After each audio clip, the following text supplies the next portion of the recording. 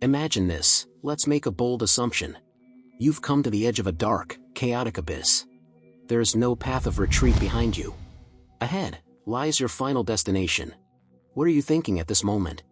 Are you hesitating, or are you already unable to think? Is your soul, perhaps, hovering above you, watching it all? The big question we're going to explore today is, how should we view death? Although for most of us here, death is not an urgent problem, it's something that confronts us as we grow.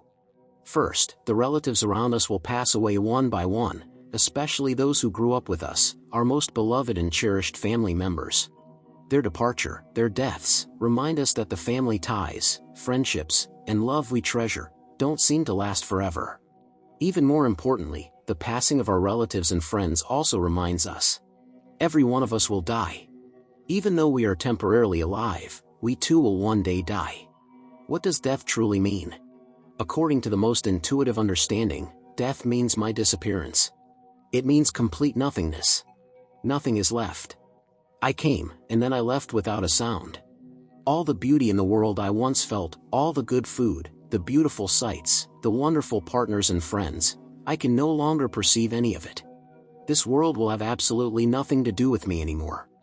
I will completely disappear. I will be thrown into an endless darkness. So, the question is, if people are destined to die, then what is the meaning of living? Why do we work so hard to build a better life? Since it will all turn to dust and ashes, why should we live well? This question haunts us at all times. The shadow of death is cast upon every day we are alive, making our daily lives constantly accompanied by anxiety and fear. The shadow of death is like the sword of Damocles hanging over everyone's head. Every day we live, we are waiting for death's judgment. We were sentenced to death the moment we were born. If a person has no accidents, their life is only about 20,000 some days. If there is an accident, then it's even more uncertain. Death can come at any time. Every day we live is like being wound up. As we gradually grow up, grow older day by day, the wrinkles on our faces increase, our temples turn gray.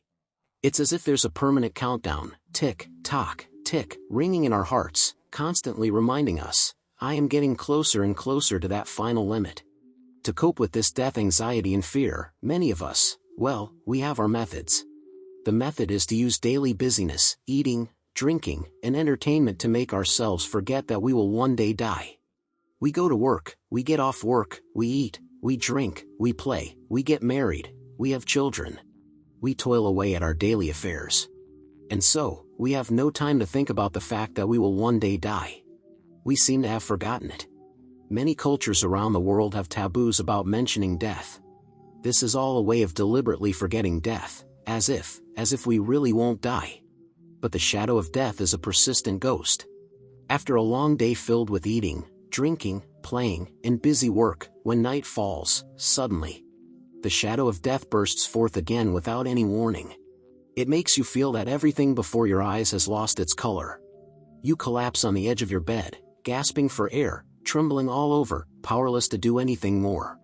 You imagine your loved ones leaving you. You imagine yourself suddenly disappearing. You imagine all the beautiful memories and future hopes, all turning into bubbles. Okay. That's enough for the opening. We won't try to render too much death anxiety. The main purpose of this episode is to treat death anxiety. In this episode, we will share the views of 3 great philosophers on the problem of death. We hope this can bring some enlightenment to help us overcome our fear. This episode will take the form of a specialist philosopher consultation. The 3 doctor philosophers appearing today are the ancient Greek philosopher, Socrates, the ancient Greek philosopher, Epicurus, and the German philosopher, Martin Heidegger. These 3 doctors will provide different diagnoses for the illness of death anxiety and fear.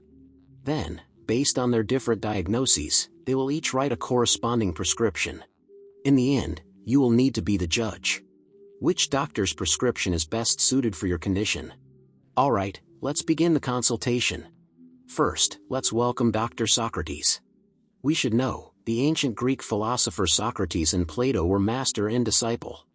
Socrates, his whole life, spoke but did not write. He just hung out in the agora, the central square of Athens, debating philosophy with people. But he himself never wrote anything down. Socrates' words are mostly recorded in the works written by his student, Plato. And Plato's works are all written in the form of dialogues, like plays, really. And the protagonist in them is always Socrates. And then Socrates said. So, the problem is, do these ideas belong to Socrates, or to Plato? Figuring out who is who between these two is an academic question that's still debated. But for our show today, we won't get bogged down in that. For now, we'll just treat Socrates and Plato as one person. Okay. Now that we've cleared that up, let's introduce Socrates' diagnosis for death anxiety. Diagnosis: you have not realized that the soul is immortal. Why do you have death anxiety? Why do you fear death? In Socrates' view, the cause of your illness is that you are living too small.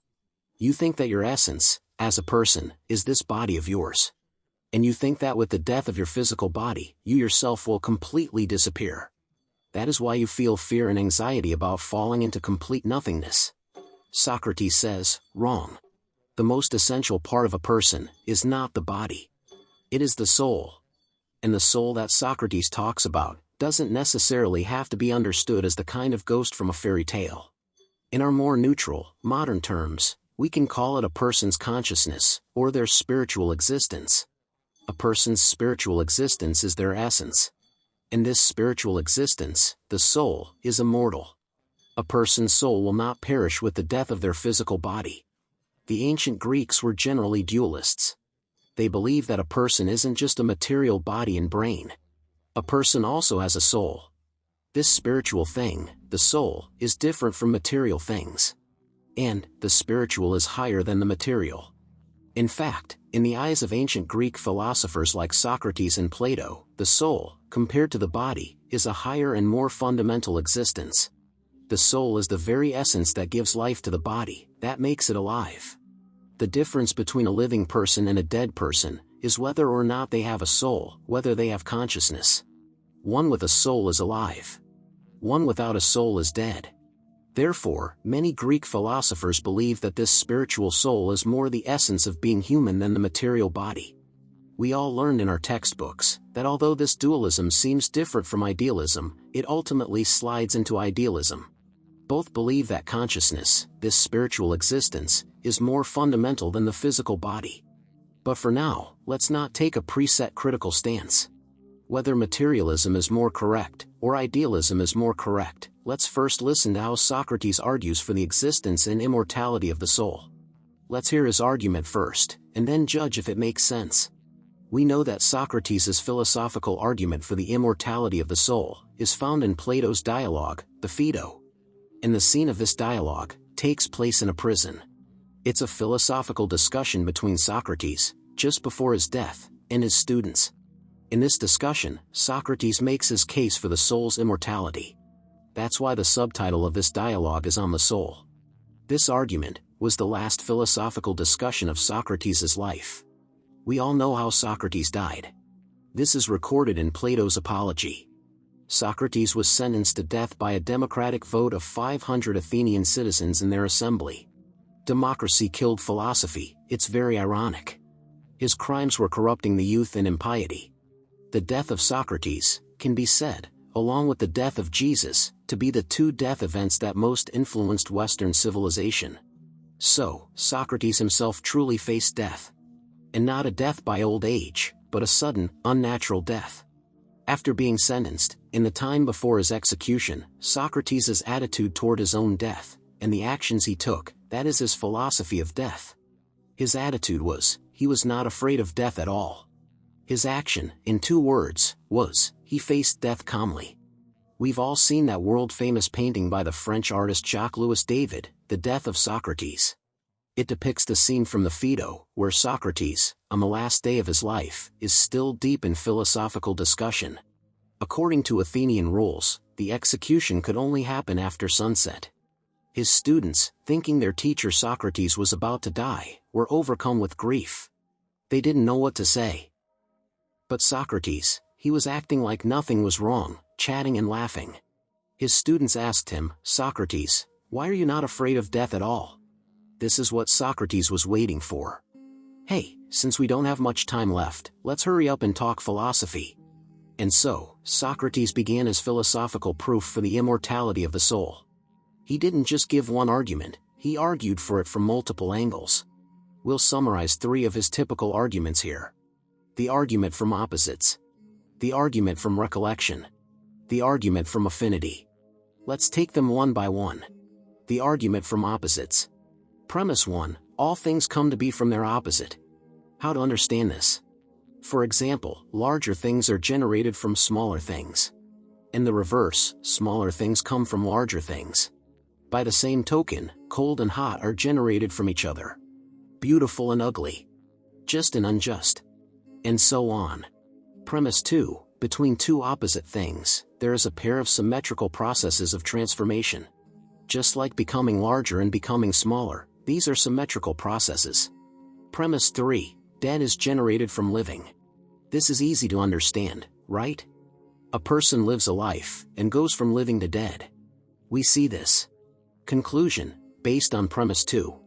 Since there is a process from living to dead, there must exist a symmetrical, opposite process, from dead to living. We can call this rebirth. If death means the separation of soul and body, then after a person dies, their soul cannot be annihilated. Why? Because if it were, rebirth would be impossible. This would violate the principle of symmetry. Therefore, the soul does not perish with the death of the body. Proof complete. What do you think of this argument? Can you find a loophole? Someone might say, this argument only proves that the soul exists after death. It doesn't prove the soul is immortal. Because you haven't proven the soul existed before birth. Don't be hasty. Socrates' next argument, the argument from recollection, is here to prove that the soul existed before we were born. The argument from recollection. Premise 1, the cognitive process of acquiring knowledge from things we knew before is called recollection. Premise 2, all specific things in the real world are imperfect. What does this mean? For example, in our lives, we can never find a single, specific circular object that perfectly matches the abstract definition of a perfect circle. No matter how precise a craftsman is, a round table will never perfectly match this definition. It always has flaws. Premise 3, and yet, we have knowledge of these abstract concepts themselves. Even though no table is a perfect circle, we can still say, that is a round table. Even more, we can say, this table is more round than that table. This proves that our soul already has knowledge of the abstract concept of a perfect circle. We have many of these abstract concepts. For example, the concept of equality itself. Or 2 plus 2 is equal to 4. Our senses have never experienced these perfect abstract truths in the real world, but our soul already has this knowledge. Premise 4, knowledge comes either from before birth or after birth. Inference 1, knowledge of abstract concepts, clearly did not come from after birth. Inference 2, therefore, knowledge of abstract concepts must be innate. It must be something we possessed before we were born. Conclusion, this can only mean that before our physical body was born, our soul had already seen this abstract knowledge. So, after we are born, when our physical senses see these imperfectly round objects, we are able to recollect the abstract concept of the perfect circle. Therefore, the soul existed before the body was born. Proof complete. This argument is very persuasive, isn't it? In fact, even with our common sense, we can feel that some knowledge really isn't learned from the postnatal world of experience. It's just innate. And modern psychology and brain science have also confirmed that humans do have innate knowledge. This argument from recollection is also linked to the theory of forms proposed by Socrates and Plato. The forms are these abstract concepts. They are a spiritual existence. Think about it. What kind of thing is eternal and immortal? Material things all decay. Wood rots. Steel rusts. The human body dies. But spiritual concepts? The concept of a circle? The concept of equality? 2 plus 2 is equal to 4? These spiritual concepts are eternal.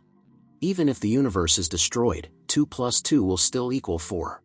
And the magical thing about us humans is, even though we can't experience perfect equality or a perfect circle in the material world, the imperfect things in the world can cause us to recollect the perfect abstract form. Doesn't that prove that there is something in us that is connected to that eternal, spiritual realm of forms? That something is the human soul, which is also a spiritual existence. The spiritual forms are immortal. Therefore, the soul is also immortal. Proof complete. Okay, let's circle back. We did the argument from opposites. We concluded the soul exists after death. We did the argument from recollection. We concluded the soul exists before birth. But, maybe someone still says, you've only proven, in two separate steps, that the soul exists before and after. You haven't directly proven the soul is immortal. Ah, don't be hasty. Socrates' next argument, the argument from affinity, is designed to prove directly that the soul is immortal. The argument from affinity/essential property. Premise 1. All things have an essential property. For example, the essential property of fire is to make things hot. If you change a thing's essential property, it's no longer that thing. Premise 2. The essential property of the soul is to give life. It's the essence that makes a body alive. Premise 3. A thing cannot ever have a property that is the opposite of its essential property. For example, fire can never have the property of coldness. That would contradict its essence. It wouldn't be fire. Inference, therefore, the soul cannot ever have the property that is the opposite of giving life, which is death. Conclusion, therefore, the soul is deathless. The soul is immortal. Proof complete. Do you find this argument persuasive? Okay, after all these arguments, Socrates concludes, the soul is immortal. It does not perish with the death of the body. So, we've been talking philosophy for a while. Let's go back to Socrates' life story. It's because the soul is immortal that Socrates wasn't afraid of death. It's why, on the last day of his life, he was still chatting and laughing with his students about philosophy. In Socrates' words, philosophy is the practice of dying. What does that mean? Death means the separation of the soul from the body. The soul is immortal. So, for a philosopher, the death of the body is probably not a bad thing. Remember the argument from recollection? The reason we can have rational knowledge of abstract forms is because our soul saw them before it came into this material world and joined the body. But, because of this joining with the body, especially the body's desires, the soul forgets some of this rational knowledge. The body, for the soul, is a prison. It chains us, makes us subject to our senses, which distort the true essence of things. So, the process of learning rational knowledge is the process of striving to escape the interference of the body, to recollect the pure forms the soul already knew. Therefore, philosophy is the practice of dying. The training a philosopher must do is to escape the interference of bodily desires, to achieve the separation of soul and body. To use pure reason, unhindered, to investigate the truth. As if our body were already dead. So, the philosopher, for the death of the body, has long been prepared. There's nothing to be afraid of. He does this training every day. This is why, on the last day of his life, Socrates wasn't afraid, or crying, or ordering one last good meal. He was talking philosophy. Because philosophy is the practice of dying. Socrates truly achieved knowledge and action as one. He lived his thought. He practiced what he preached. He didn't, in his life, act meek while punching hard in his philosophy. He didn't say, I used reason to prove the soul is immortal, so death is not scary. But then, when he faced death, get terrified. No. Socrates achieved unity. I've thought it through rationally, so I can do it. I've proven death is not scary, so I am not afraid. The Phaedo records that his students, coming to see him for the last time, were extremely sad, wailing and crying. We can see it in the painting. But Socrates was just calmly debating philosophy. The logic was so persuasive that many of the crying students were struck speechless. They stopped crying. Hey, what the teacher is saying kind of makes sense. At the final moment, the sun set. The official in charge of the execution brought in a cup of hemlock. The students couldn't hold it in any longer. The executioner himself said, Other prisoners, they always refuse, they curse me. But only Socrates is so cooperative, so cheerful. Socrates happily took the cup and drank it all in one go. He even asked the executioner, Is that enough poison? He cooperated with the instructions. After drinking, you must walk around to help the poison circulate. When your legs feel heavy, lie down. the poison will enter the heart. Socrates, through the whole process, was perfectly cooperative, perfectly calm. His students, seeing this, they really couldn't hold it in this time. They all burst into tears. Even the executioner started to cry. But Socrates ordered them, "What is there to cry about? Have I not just proven the soul is immortal? This is a good thing." This passage, I recommend you read the Phaedo yourself. Every time I read it, I am moved to tears. Not because of Socrates' heroic sacrifice, but because he truly practiced what he preached. He faced death calmly, like it was nothing. In the Phaedo's account, after Socrates drank the poison, as it took effect, he spoke his last words on this earth. He said to his student, Crito, we owe a rooster to Asclepius. Please, don't forget to pay the debt. And then, Socrates was gone. We must know, the Greek custom was, after recovering from an illness, you must make a sacrifice to Asclepius, the god of healing. It's like fulfilling a vow. This shows that Socrates saw his death as a cure for the illness of the body imprisoning the soul. Death was not the end of life. It was continuing to exist as a soul. This also shows Socrates did not see his physical death as his disappearance. He would still exist in another form. He wasn't like some people who think, I lived a rich life, who cares if the world floods after I'm dead? Socrates wasn't really gone. Therefore, he still cared about this world. That sacrifice of a chicken, don't you all forget about it. Okay. Now that we've told his story, let's go back to the theme of overcoming the fear of death. Socrates' diagnosis for the fear, you haven't philosophically realized that your essence is your soul, not your body, and the soul doesn't die. In fact, this diagnosis is also Socrates' prescription. How to overcome the fear of death. The diagnosis is the prescription. The diagnosis was proving the soul's immortality through philosophical argument. The prescription is to do philosophy. Or, to love wisdom. In the diagnosis part, we focused on the Phaedo, on his last day. For the prescription part, we need to switch the scene. We need to switch to the symposium. Since Socrates is now dead, let's recall a drinking party that Socrates attended during his life. The symposium, as the name implies, is a gathering at a friend's house for drinking and chatting. This party had a theme. Everyone had to give a speech praising the god of love, Eros. That is, to answer the big question, what is love? Everyone gave their speech. But we're here to hear Socrates' view. His answer to what is love. Love, Eros, is the desire for immortality. Life's greatest fear is death. And love gives us a longing for immortality. Eros is the transcendence of finitude. The goal of human love is to become like a god, eternal and immortal like a god. How does love make people pursue immortality? The method is through procreation. Eros gives people the reproductive urge to have offspring. How to procreate? There are two ways. One is procreation of the body. You encounter a beautiful body, you desire to pursue it, be with it, and procreate a physical offspring. Then, even if you yourself die, your genes will live on in your descendants. In a physical sense, you have achieved immortality. The other way is procreation of the soul. This is to love wisdom. To do philosophy. We said before, the forms are eternal and immortal. When we study knowledge, research the truth, we are connecting ourselves with the eternal forms. Now, someone might say, I can pursue immortality by having kids, and that's fun. Why do I have to love wisdom? Socrates, here, proposes the ladder of love. He says, love also has high and low levels. Our ability to love is like leveling up in a game. When we're young, we're ruled by our senses.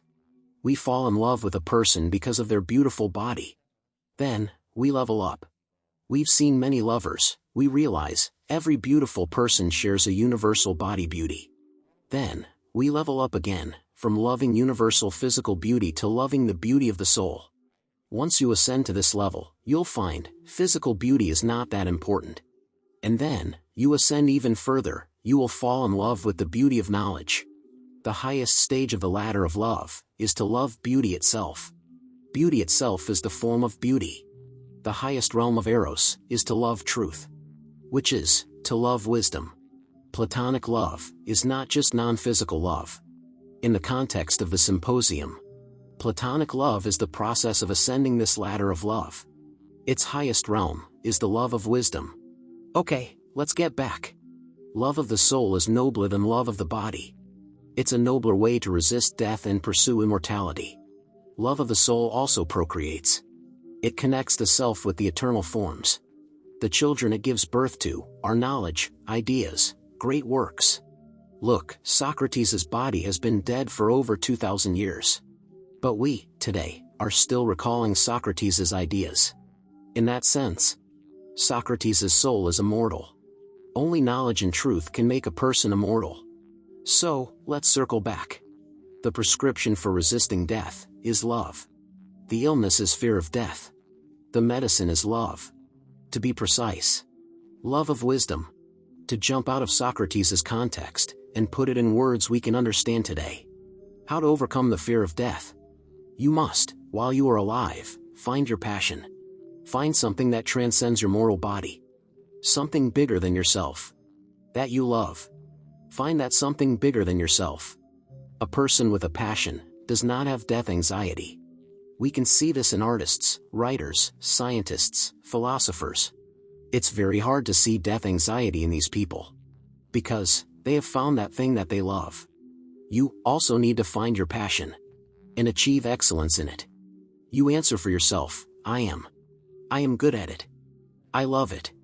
When you find this thing that is bigger than your mortal flesh, then, when your mortal flesh one day dies, just thinking that the bigger thing you love is still alive, your own death, is not worth mentioning. To use an Eastern saying, to know the way in the morning, and die in the evening, content. Diagnosis, you live too small, thinking your essence is your body. Prescription, the illness is fear of death. The medicine is love. In today's terms, find the something bigger than yourself that you truly love. That is Socrates' diagnosis and prescription. Next, let's welcome our next doctor, Epicurus. Epicurus was an ancient Greek philosopher who came a bit after Socrates. We all know. Epicurus advocated a philosophy of hedonism. He believed the pursuit of pleasure is the meaning and goal of life. So, under the guidance of this hedonistic worldview, Epicurus believed that the biggest obstacle preventing people from achieving a happy life is the fear of death. The greatest source of human suffering is the fear of death. Therefore, Epicurus's main job was to teach everyone to overcome the fear of death. Dr. Epicurus specializes in treating fear of death. And Epicurus's diagnosis for this fear is a multi-angle, comprehensive diagnosis. People fear death for one of three reasons. You fear your soul will suffer after death. You fear your soul will disappear after death. You fear death will rob you of future pleasures. Epicurus, for these three diagnoses, prescribed three corresponding medicines. For diagnosis 1, Epicurus prescribes the medicine of materialism. For diagnosis 2, Epicurus prescribes the medicine of rational argument. For diagnosis 3, Epicurus prescribes the medicine of true hedonism. Okay, let's take them one by one. Diagnosis 1, fear of the soul suffering after death. Many people fear death because they fear their soul will suffer in the afterlife. You know, most human cultures have some version of hell, the underworld. And that place is not a good place. We fear death, often, because we fear the unknown. This uncertainty is scary. To this, Dr. Epicurus will overturn Dr. Socrates' diagnosis. There is no such thing as an immortal soul. Don't worry. After you die, there is nothing. If Socrates was a dualist or idealist, Epicurus is an uncompromising materialist. His explanation of the world is a philosophy of atomism. All things in the world are composed of atoms in the void, including us humans. The life and death and motion of all things are just the collisions of atoms. There are no gods or ghosts or spirits involved. Socrates believed the essence of man is the soul. Epicurus believes if humans have a soul, then the soul, just like the body, is also made of atoms. And a soul made of atoms cannot exist separately from a body made of atoms. Therefore, there is no such thing as an immortal soul. The atoms that make up your soul will scatter when you die. This materialism is linked to his hedonism. To pursue happiness, we must avoid pain. The greatest source of pain. It is the fear of supernatural forces. This is the greatest source of pain. You believe in gods or ghosts. You believe in going to hell. You believe in being judged for your sins. Aren't you just scaring yourself for no reason? Superstition only adds to your suffering. This suffering of the soul after death is a superstition. As materialists, we don't buy it. Therefore, we have no need to fear this. A materialist does not believe in ghosts and does not fear death. How can a materialist fear death? Many people say they are materialists, but they are terrified of death. That's like a materialist being afraid of seeing a ghost at night. That's a fake materialist. Think about it, we are just a collection of atoms. Death is just those atoms scattering. This is a perfectly natural phenomenon. As a materialist, facing this natural phenomenon, there is nothing to fear. At this point, someone refutes Epicurus. Dr. Epicurus, the dose of materialism you prescribed did make me a staunch materialist. But this didn't cure my fear of death. It made it worse. Yes, I was afraid of going to an unknown underworld. But your medicine just wiped out my soul. After I die, I just disappear. My whole self, gone. That's even more terrifying. Okay, to deal with this objection, we enter phase 2 of Epicurus's treatment. Diagnosis 2, fear of the soul disappearing. Phase 1 cured the fear of the soul not dying. Now, the soul disappearing also makes you afraid? Phase 2 is to treat this. Many people fear death, not because of suffering. They fear death because they fear their own disappearance. We fear death, not pain. Even if dying didn't hurt at all, you would still fear death, right?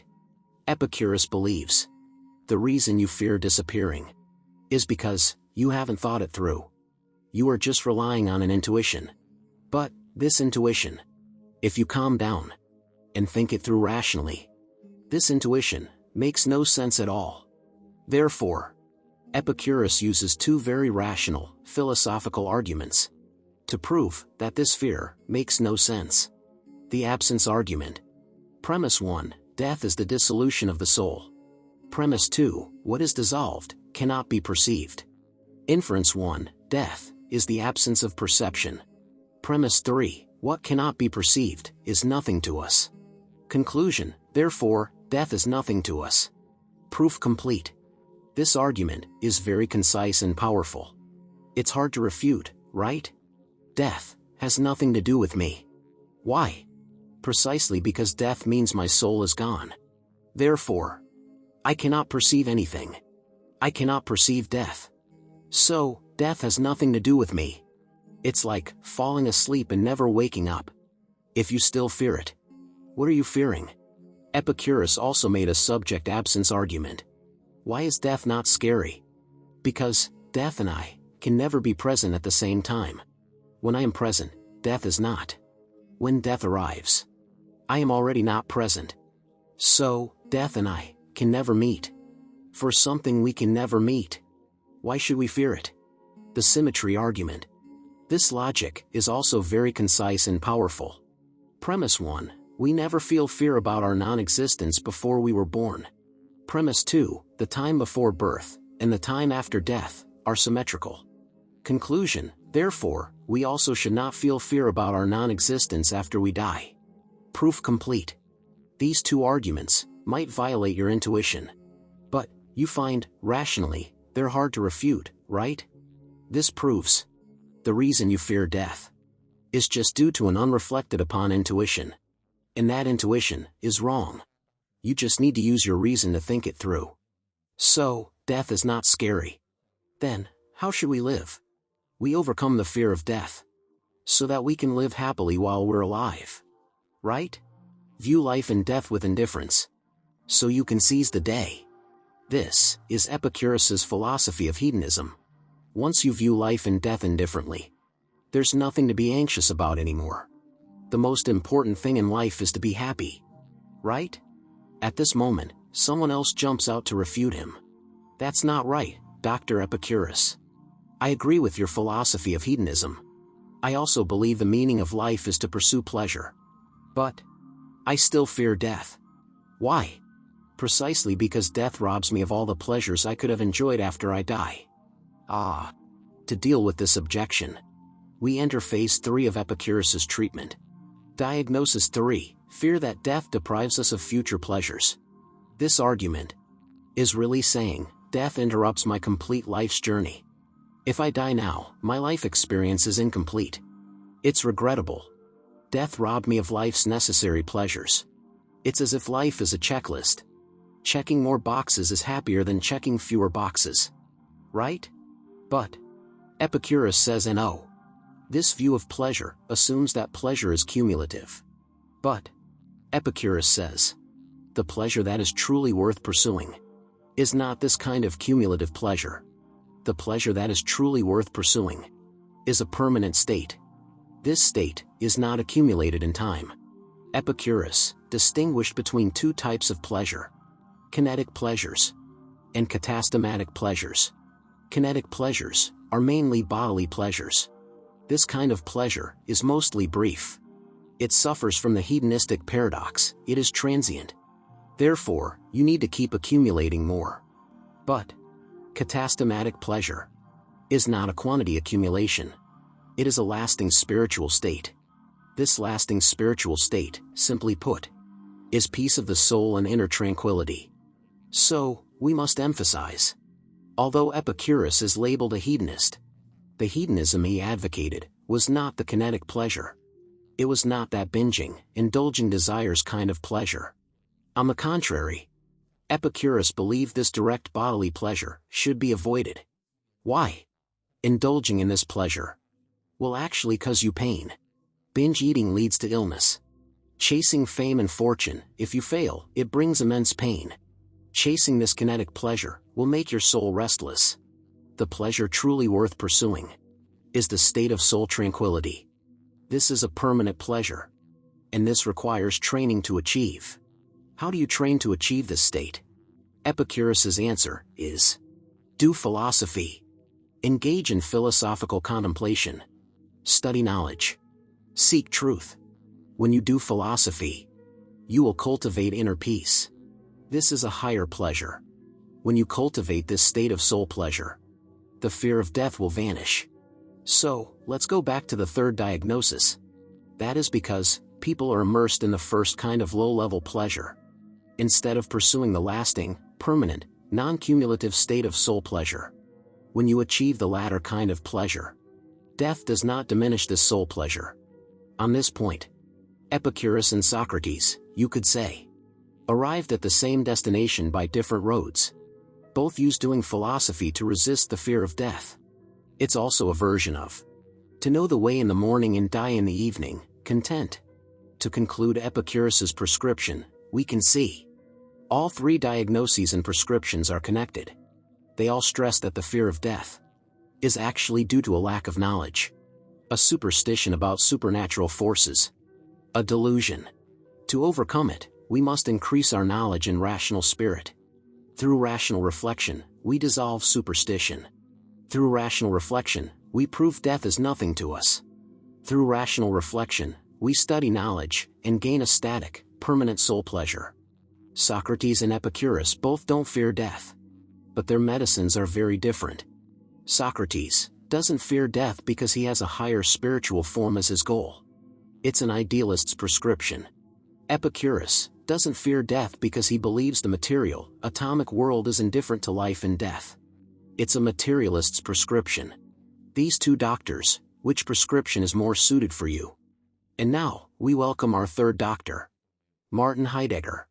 Heidegger's view on death. You have probably heard a phrase that has become a catchphrase today: being towards death. That comes from Heidegger. Heidegger would object to Epicurus's view of death. Death is nothing to me? Heidegger rejects that death is nothing to me. He argues, death is deeply relevant to each of our own lives. Death is embedded in our existence. Death completes our existence. It's because of this deep intertwining of life and death that Heidegger believes. Why should we overcome death anxiety? We should not overcome it. We must face the fear of death. We must achieve being towards death. Because, only by facing death Can we live as our true selves? Of course, that's a very rough summary. Let's break it down. Heidegger's being towards death comes from his book, Being in Time. This book is notoriously obscure and difficult, because Heidegger loves to invent his own jargon. So reading it feels like reading poetry in a fog. The difficulty is, if you use plain language to explain him, you will distort his original meaning. But if you use his jargon, nobody will understand you. So for Heidegger today, we will take a different route. We will use plain language that people can understand, even if it might distort the original meaning. Okay. Even though I said no jargon, we have to start with one pair of terms. Heidegger distinguishes between two states of human life: the authentic state, the inauthentic state. In plain language, an authentic state is one's own. As we say, living is myself. The way I live is irreplaceable. An inauthentic state is I am not myself. My way of life doesn't just belong to me. It is standardized, averaged, replaceable. Heidegger says, a person, he calls it Dasein, is a very special thing. A rock is a rock. A phone is a phone. But a person is different. A person is open.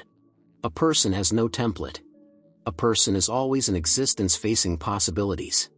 I can become a chef. I can become a YouTuber. I decide. I am never what I am. I am always becoming something. We always say, I want to be myself. I am different. This is what makes a person a person. But, here comes the paradox. Although a person's nature is to be authentic, from the very beginning, we exist in an inauthentic way. We are born as a person, but we start by acting like a thing. I am not myself. I am living according to a template provided by others. I am playing a role. Before he can treat fear of death, Dr. Heidegger first has to treat this illness of not being oneself. Think about your own daily life. Your lifestyle, did you freely choose it? Are you, you? You live to meet your parents' expectations. Your boss's evaluation. Your daily life, get up, commute, work, eat, play games, scroll TikTok. You look busy, but you just follow the inertia of life. Eat, drink, be merry, don't think too hard. You just get by. You chat about what they chat about. You take the MBTI test because they take the MBTI test. You go to Japan because they go to Japan. You criticize who they criticize. This person in the inauthentic state is not himself. Who is he? Heidegger calls this Das Man. In English, it's translated as the they or the one. They are normal people. And I am a normal person. I am them. How they live. I live. This is a life of following the crowd. When you introduce yourself, I am a computer science major who likes to travel to Japan and is an ENTJ. You are not introducing the unique you. You are introducing them. You are describing the labels they gave you. You are playing them. Heidegger calls this state fallenness. You fall into it, and you even forget yourself. Now, you might think, this fallen life is bad. I want to live as myself. How do we get back? Heidegger says, there is a trigger. The world of the they has a bug. And this bug causes the system to crash. The crash manifests as a sudden emotion. This emotion is dread. Its English is anxiety. This is a very strange anxiety. Dread is different from fear. Fear has a specific object. But dread, angst, has no specific object. You don't know what you are anxious about. Dread is an emotion where the object has been erased. When you fall into dread, all things fade away. The world of the they suddenly disappears. You realize that everyday world has nothing to do with me. You ask yourself, what is the meaning of my life? What does any of this have to do with me? Dread makes the world of the they disappear and presents only a solitary self. You are alone, facing a void. Dread reveals nothingness. We can use a metaphor. The Truman Show. We can call Truman's little world the world of the they. What is dread? Angst. It's the bug in that world. It's the day Truman gets to see backstage. And he realizes, it's all fake. I am the only one here. Dread opens a little crack, a glimpse of the path back to authentic life. But, Here's the problem. Is authentic life really that great? What does it look like? You don't know. You can't know. If it had a template, it wouldn't be authentic. When you are in dread, you are alone. This is what dread is telling you. In your authentic life, no one can help you live. You only have yourself. No one can help you. So, what are we dreading? We are dreading nothingness. We are dreading our own authenticity itself. Because authentic life brings a lonely, void-like feeling. Heidegger calls it a feeling of not being at home. It's an unsettled, unsheltered, lonely, eerie, cold state. When we are fallen in the world of the day, we feel warm. We feel at home. Dread pulls you out of that home. So, is authentic life good? It's free, but it's also terrifying. Escape from freedom. Freedom means you have to make the decisions. This is why most people flee back into the comfort of the day world. So, is there no way out? Heidegger says, there is one way. And that method is being towards death. We finally got back to death. In Heidegger's context, death anxiety is not something to be avoided. It is the antidote. It is the medicine that lets us jump out of fallenness. We must face death. Only then can we return to our authentic selves. Why? Why does facing death make us authentic? We have to go back to dread, angst. We said, we dread nothingness. We dread our own authenticity. Well, we also dread death. Dreading authenticity and dreading death are one and the same thing. Because they are both about dreading an authentic possibility. Why is death an authentic possibility? In Heidegger's view, death is the most authentic, ultimate possibility. Before we explain that, let's look at the inauthentic understanding of death. The fallen person. How do they understand death? The inauthentic view is, death is an event. And it's an event that happens to others. We see on the news. So and so many people died. We say, someone died. That someone is the they, das Man. They died. It has nothing to do with me. This is the Epicurean view. Death is nothing to me. Heidegger says, this is inauthentic. This view just lets you go back to your business and remain fallen. The authentic understanding of death is an unavoidable possibility. It's a possibility. But it is unavoidable. It is the ultimate possibility that ends all my other possibilities. And most importantly, this ultimate, unavoidable possibility belongs only to me. It is my most possibility. No one can die my death for me. They can't help me die. My death is truly mine. In Heidegger's view, death is not an endpoint outside of my life. On the contrary, death is inside my existence from the very beginning. It hangs over every moment. Death is my life's possibility. In the fallen state, you feel like you won't die. But when you authentically grasp death, you realize your existence is finite. I will die. And I must die alone. They cannot die for me. When you realize your death is irreplaceable, you will discover your reliance on the world of the day is meaningless. You can't follow the crowd anymore. I must, in my finite time, live out my own authentic self. And you are pulled out of the inauthentic state. You become yourself. Descartes famously said, I think, therefore I am. Heidegger would say, I die, therefore I am. Only by facing death as my ultimate possibility do I truly exist as myself. Socrates also said, philosophy is the practice of dying. In Heidegger's context, we can say, you are fleeing your authentic self, right? How do you overcome this flight? You fight poison with poison. You must face your most authentic, ultimate possibility, which is death. You must practice dying while living. You must run ahead into death to grasp that possibility. And then, looking back from it, you will know how to live authentically. We must face death authentically, just as we must face life authentically. Life and death are one. Facing your authentic death lets you find your authentic life. This is being towards death. In plain language, this all sounds very much like a self-help slogan. I have to die a little to know how to live. Only a flower that withers can truly, vividly bloom. Those who have faced death are the ones who truly live. That is Heidegger's view on death. Today, we held a specialist consultation for the fear of death. Let's briefly summarize. Dr. Socrates. Diagnosis: you think you are just your body. Your essence is your immortal soul. Prescription: connect your soul to the eternal forms through the love of wisdom. Dr. Epicurus. Diagnosis: you fear death because of superstition.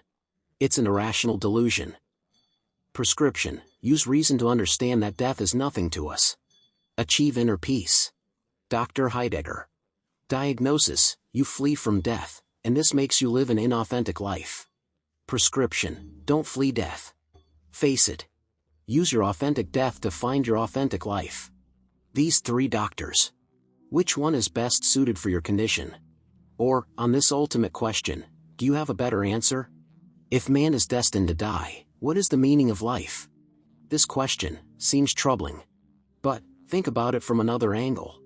Yes, I will die. And no one can die for me. But, everyone in this world will die. Not just me. Everyone richer than me, poorer than me, will die. Everyone nobler than me, more despicable than me, will die. Everyone braver than me, more cowardly than me, will die. All of us, no matter how much happiness or achievement we had. We will all die. They say all men are created equal is a myth. But on this question of death, it truly is, all people are equal. When I think about it that way, my own death doesn't seem so desperate. Because all of us will die. In fact, we can flip the question. This world should have been nothingness. And yet, it exists. Heidegger, in his Introduction to Metaphysics, starts with the line, "Why is there anything at all, rather than nothing?" That is the fundamental question of metaphysics. The world exists. It didn't have to. But it is. We can apply this to our own life and death. Death is the default state. Life is the miracle. My life is a miracle. I didn't have to be born. There was no sufficient reason that I had to come into this world. But I am here. I have felt the grass and trees. I actually lived. I actually experienced all the wonders of this world. If death means returning to the original nothingness, perhaps what I should be amazed at is that I actually lived at all.